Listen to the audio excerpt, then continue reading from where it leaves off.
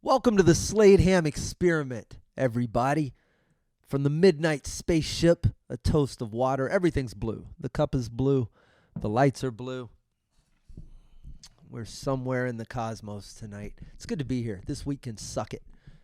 Always feels good to get on here and be with just myself. I mean, and you guys, but mainly just myself. This week has been, after everything, it's how the pendulum swings, right? It hasn't been that bad. But a lot of emails I've sent out, a lot of messages I've sent, a lot of attempts at reaching certain people about certain things have gone unreturned. In that regard, it's been frustrating.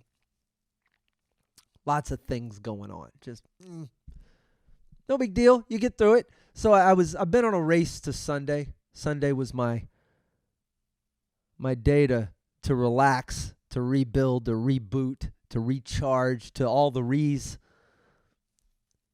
after such a busy week. Saturday was blissful. I went and saw, I should mention that. Are you familiar with Momix, M-O-M-I-X, the dance company, fronted by choreographer, let me get his name right, Moses Pendleton. I'm a fan of all things Alice. His newest endeavor was just here in Houston. They added a show. Was able to get in. It was spectacular.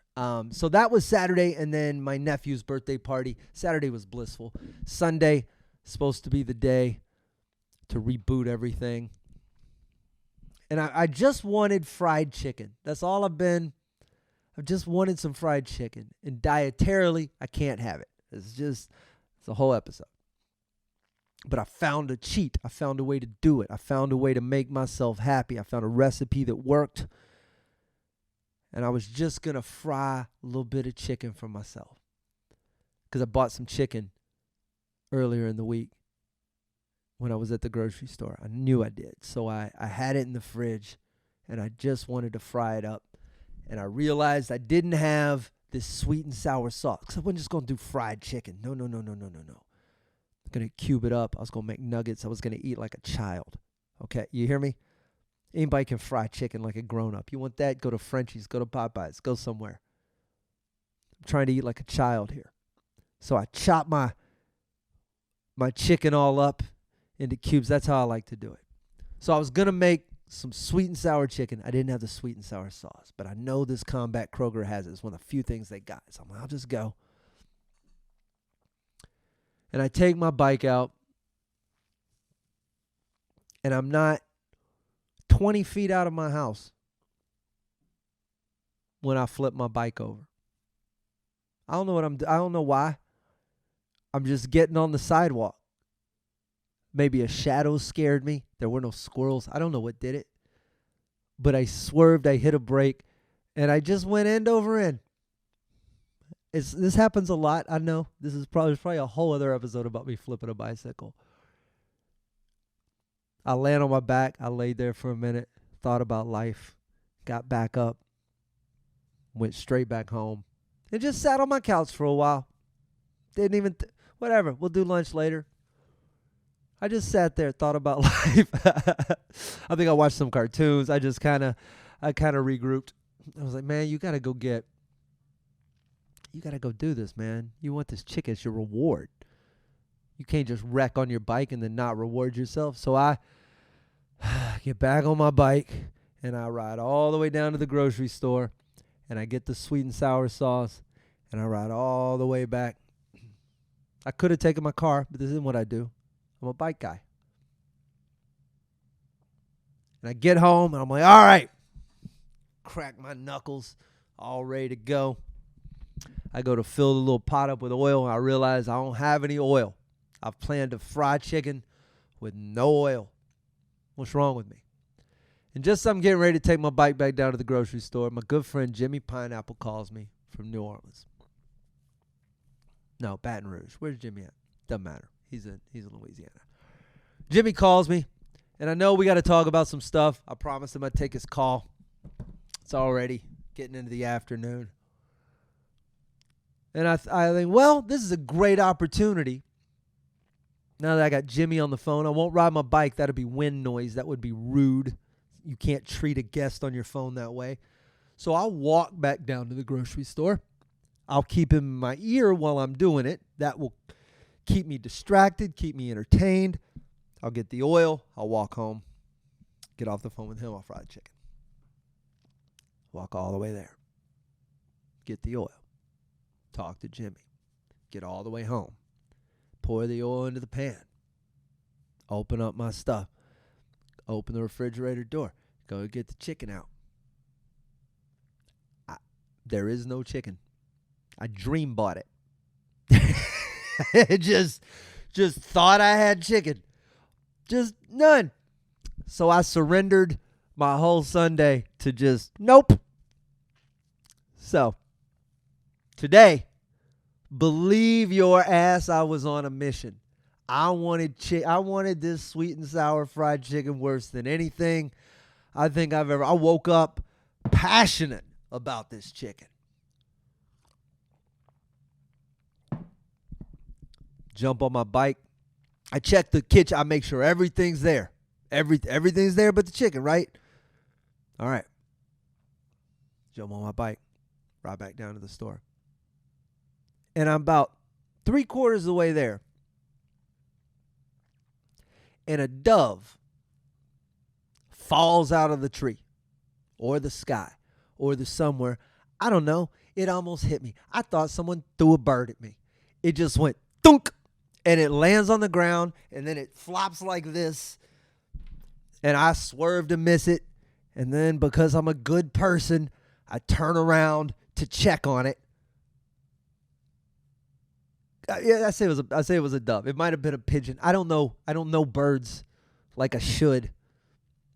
So this stupid thing is laying in the middle of the street. I go, well, I can't just leave it in the middle of the street. It's going to get hit by a car. It's going to get attacked by an animal, something. Let me grab it. I'll put it in a bush where it'll be safe. I think his wing is a little messed up.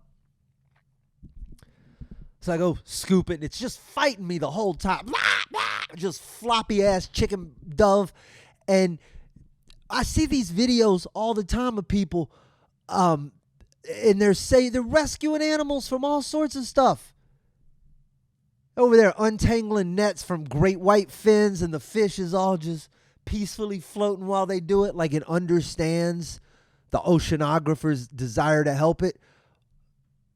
Well, I walked up to this stupid bird with the same look on my face. Hey, man, I'm here for you. Let me get you out the road. Now, I know I look like a giant thing that wants to eat it. I'm just a big shadow hulking over it, and it's got a broken wing and can't get away, and it's being pumped full of fear chemical. I get it. I scoop this little bird up. I take it over to the bush. I go set it down. I remember this stretch of road that I walked down. There might be 50 Mexican cats on this street, like 50 of them. They feed them on the sidewalk. You just come down the sidewalk and there will be cat food on the sidewalk. So I'm like, man, if I put this bird down here, it will be cat food on the sidewalk. So I can't do that. And then I thought, well, I'll just ride it up a block or two. And then I realized, too good of a person. I brought this stupid bird home. I've got a bird in a box. I got a bird box. The funny thing is, why can't I be like a Nat Geo photographer who just, such is life. We saw the bird fall out of the tree. We saw the feral cat eat it. We filmed it. Life went on. Those dudes never got to go home with a wildebeest in their pocket that they saved from the crocodiles and the Masai Mara. Nobody ever comes home with a cargo hold full of antelope that they rescued from cheetah. No, they just sit there in a box and they film all the death and carnage, and my soft-ass heart rides by a pigeon flopping around on the ground, and I'm like, I got to take it to my house.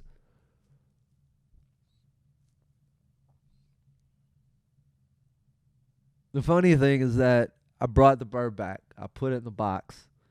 I put a towel in there and half of like an oat and seedy granola bar. I don't know what birds eat, but I think seeds. And then I went right back to the store and I got that goddamn chicken because I wanted chicken and I wasn't going to let 2 days worth of stuff stop me from having it. And I came home and I cooked that chicken right in front of this bird. I don't know if he's going to sleep tonight. I don't know, or she. I don't know what you are, bird. But what a horrifying situation I have put it in. I don't know what to do. I can't release it into the wild. That's death. Although to the bird, it would be free right before it died. What is the best way to do this? How would I? I'm trying to put myself in this situation. So right now, the bird is in is it Raymond K. Hessel from Fight Club? He's in that situation. He's in a good situation, and he's safe, but he doesn't know it. Remember the dude, Tyler Durden, put him down on his knees, put the gun to his head, and then let him go? And he said, tomorrow will be the best breakfast of Raymond K. Hessel's life. I think that's the name. For that moment, that dude was terrified and thought he was going to die. And one of the most amazing feelings in the entire world is the release of the tension from something like that. So in this case, while this bird may be terrified tonight, having to sit in a box that he was thrown into by a giant who grabbed him out of the tree he was knocked out of by something we don't know. And after he plummeted to the concrete, this giant grabbed him, stuck him in a box, brought him back to the house, stuck him on a towel, and then fried a bunch of similar animals to him in front of him. And now maybe perhaps he's wondering if he's next. Maybe those birds, maybe that chicken that I so lovingly dipped in that sweet and sour earlier was a chicken I rescued on a previous day. That bird knows none of that. So it's probably sitting there scared. It can't speak human. It can't understand that I'm telling it it's going to be okay. So it's sitting here safe, but in fear. The alternative would be to release it. And for a brief moment, the bird would feel alive and free and no longer in danger. Now, it's injured. It can't go anywhere. It's going to be a ground bird, which means one of these Mexican cats is going to dart right in and remember my cat? I used to have a cat, and it used to eat. Anyway. But that would come out of nowhere. Death would be sweet release, like being struck by lightning or something. I don't know what kills you instantly, but I got to sort it out. Something's going to go on there. I don't know how long I'm supposed to keep a bird. How long does it take a bird's wing to heal? I'm not cut out for this. I had a bird once. Have I talked about my macaw? That's the problem with a show like this. You know, I don't keep notes. It's almost like a live journal. So I have no recollection of anything I've mentioned in the last 2 years or whatever. So when I used to live in Beaumont, Texas, about 70 miles east of Houston, and I had a comedy club, and there was a stretch, the last 6 months or so of the club, I'd kicked my partner out because he spent all our money on cocaine. And I was trying to keep the club alive. And this was a bit of the Wild West for my club. I was in charge. I was in my late 20s. I didn't know anything about anything. And I am running this club trying to make enough money to get the last stretch of bills paid off and get us to the end of at the end of 6 months, the lease is over and I can get out of everything. So I've run this partner out. I'm running the open mics. I'm at this club 6-7 nights a week. I had gone through the breakup with the psychotic girl. I was freshly single. I owned a club in town. I had a fresh love for Jameson Irish whiskey. Life was pretty good, even though my life savings was all gone and my club was about to close. It was pretty good. And one of my open micers one night, fascinating old hippie woman, Bobby. Bobby talked with a hair lip. She was a sociology professor. Man, I miss Bobby. She wore tie-dye all the time. She did a bunch of anti-establishment material. I can't remember any of her jokes, but to hear that voice, and she was all crystals and beads and talismans and stuff. And one day, Bobby shows up to the club, and she has a gold and blue, or blue and gold macaw. I don't know if you know what macaws are. They're monsters. They're dinosaurs. This bird has got to be, I mean, if you count the wingspan, it's probably got a 5 or 6 5-foot wingspan. I don't know. Huge. And a beak like the size of, the size of your hand. These big dinosaur feet. And she brings it into the club one night, open mic, and she sets it on the bar, and this thing paces up and down the bar through the show. It's perched up there. It would go, Wah! It was wildly distracting. And I thought, this old hippie brought a bird up here. How crazy. And then she just bounced.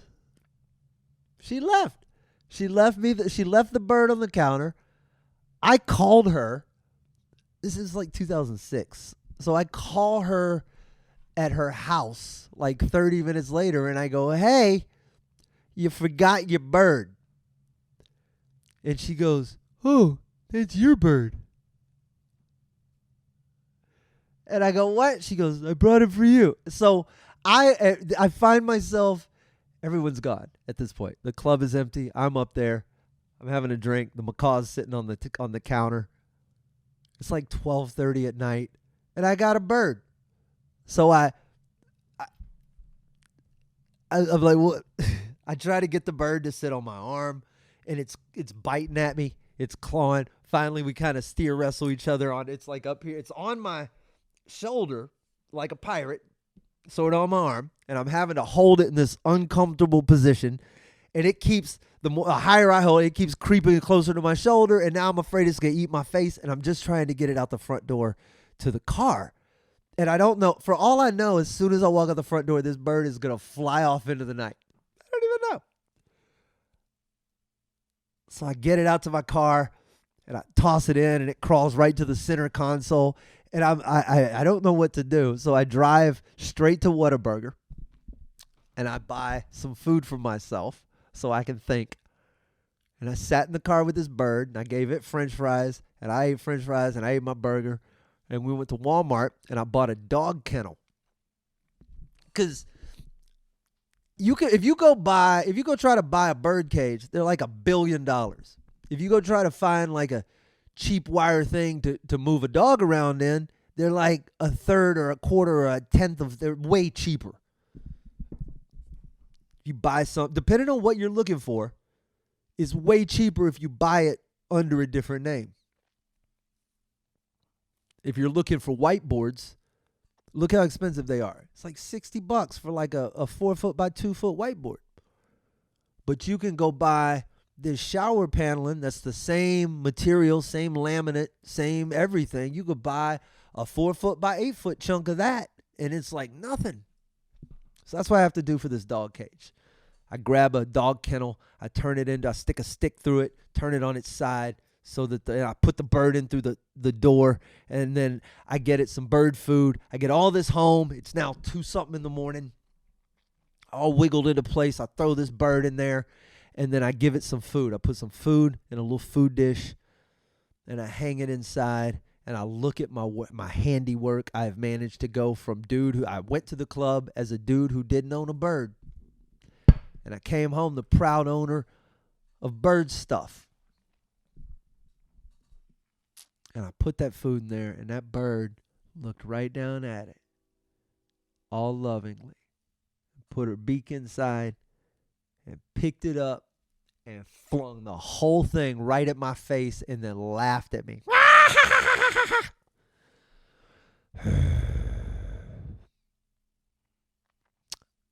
I would have fried chicken in front of that bird too. So I don't know what I'm going to do with this one. I forget the bird's name when she gave it to me, but I renamed it Atan Sink. which was the Iroquois goddess of the wind, if I'm not mistaken. Names are important. You got to give an animal a good name. And I felt like she went by Ate for short. So it wasn't like I was always saying something in Iroquois. This one, I don't know what I'm going to do with. We shall see. All right. What else is going on? Past that, I've been watching. I'm out of shows to watch. I've been watching Alone. There's a season out, Alone, Frozen, and then I heard there's one in the Outback. I'm not that into it. But the show's fascinating because it is people. It's a survivalist show. And I'll go off on other tangents about survivalists on another episode. But these people are survivalists, but they're doing it on TV, which cheats it a little bit. Because if you just wanted to prove you could do it, right? If you don't know the show Alone, what they do, they take people, they put them in, a lot of it happens in Canada, wild, remote places. And you get to bring like 10 things, and that's it. You're just out there. You got to build a shelter. You got to find food. You got to find warmth. You got to build fire. You got to do all that. And they're on season 1,000 or whatever, and it's hard to find people willing to do this dumb show who actually have the skills to not kill themselves. It's a dwindling population they're working with.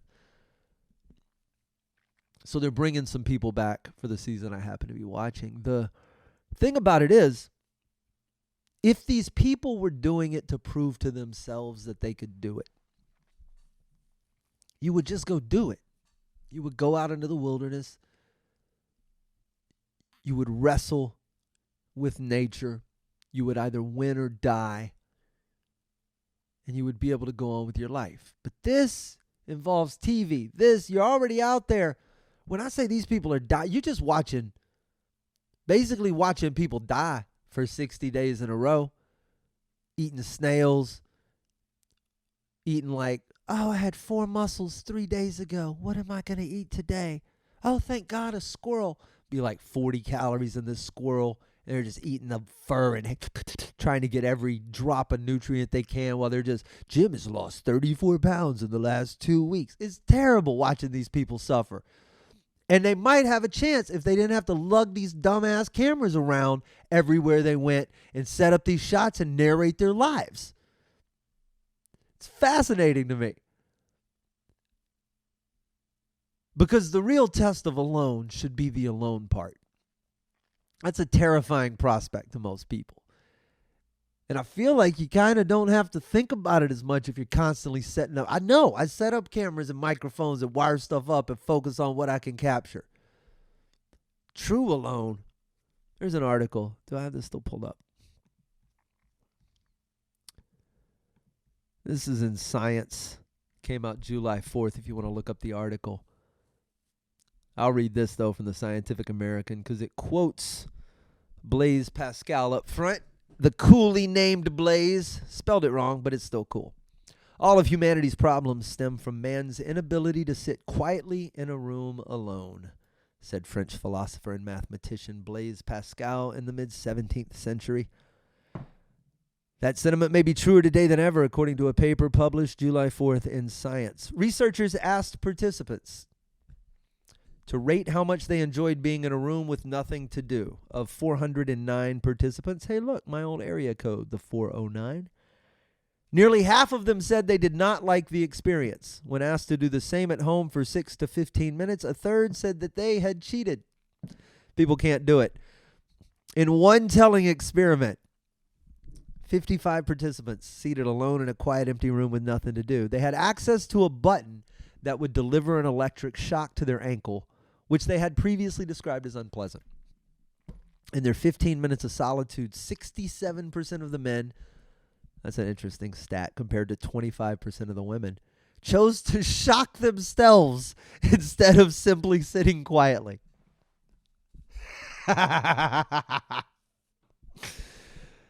Why would this happen?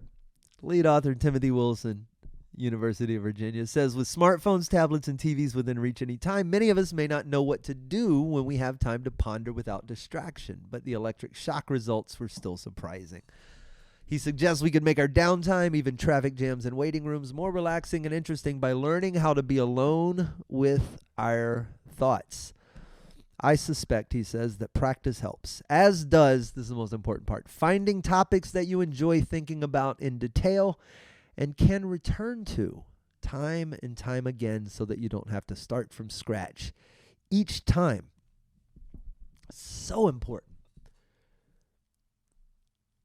I think about it because I've spent so much of my life just with what's up here. Comedy makes you, you dwell on ideas and you ruminate on stuff and you chew on jokes and things. So I'm never bored when I'm by myself. But I've now taken to driving with no radio on, bike rides with no radio on. I'm forcing myself into as much just me time as I can.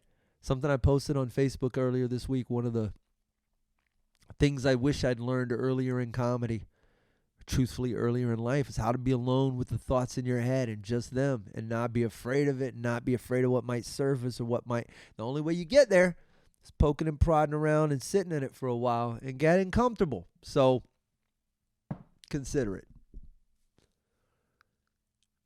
Otherwise, go on alone, set all these stupid cameras up and pretend to be out there by yourself with nobody but your head. And, of course, all of the millions of listeners and bloggers and people who will respond to you as soon as you get back to America and people find out that you starred on a TV show on the History Channel. And now you're going to cons and life is, well, probably better when you were alone.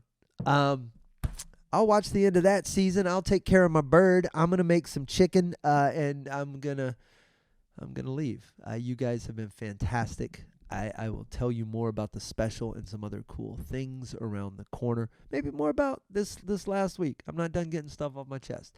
Sladeham.com if you want to see my tour dates. There aren't any right now, intentionally. So just follow me on YouTube, and I'll see you guys on another episode soon.